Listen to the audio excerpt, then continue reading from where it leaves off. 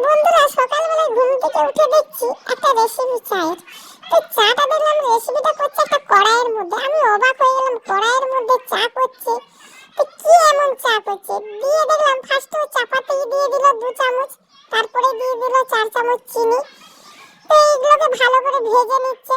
তো আমিও সেইভাবেই তৈরি করলাম। তো আমিও গ্যাসটা একদম আস্তে করেই বললো যে হালকা করে ভাজতে হবে। তো এখানে আমি হালকা করে ভাজছি চিনি আর চাপাতিটা একসঙ্গে।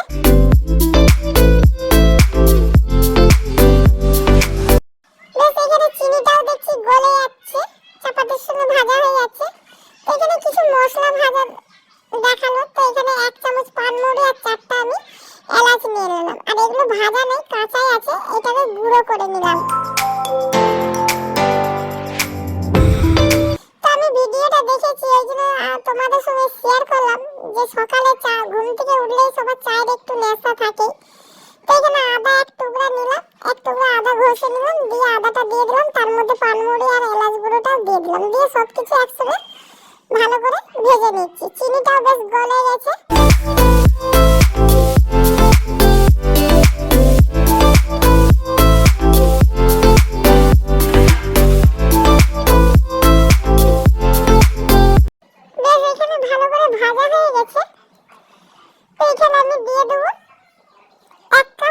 দুধ দিয়ে দেবো। তো 1 কাপ দুধ আমি দুধটা গরম করে রেখেছিলাম, উষ্ণ গরম দুধ করে রেখেছিলাম। তো এখানে আমি একদম 1 কাপ দুধ দিলাম, আরো আমি 1.5 কাপ মতন দুধ দিয়ে দিয়েছি। দিয়ে এখানে কোনো কিন্তু আমি জল দিইনি। তো দুধটা যেহেতু একদম গাঢ় গাঢ়, চাটা তো এমনিতেই দুধ গাঢ় গাঢ় চা সবাই পছন্দ করে। তো এখানে খুব ভালো করে ফুটানো হবে। একদম গ্যাসটা কিন্তু আস্তেই থাকবে, আস্তে আস্তেই ফুটবে।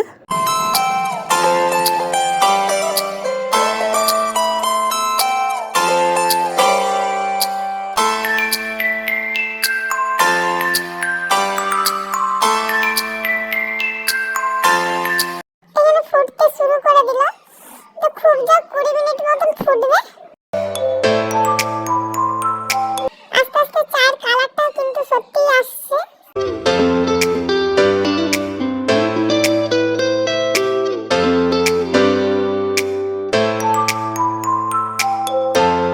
সত্যি চায়ের কালারটা চলে এসেছে দেখছি। বেশ আর একটুখানি 5 মিনিট মতন ফুটাবো। বেশ কালারটা চলে এসেছে, এবারে আমি ছেঁকে নেব। শুধু খাওয়ার পালা, দেখবো কেমন চাটা হয়েছে। কালারটা তো ভালোই এসেছে দেখছি।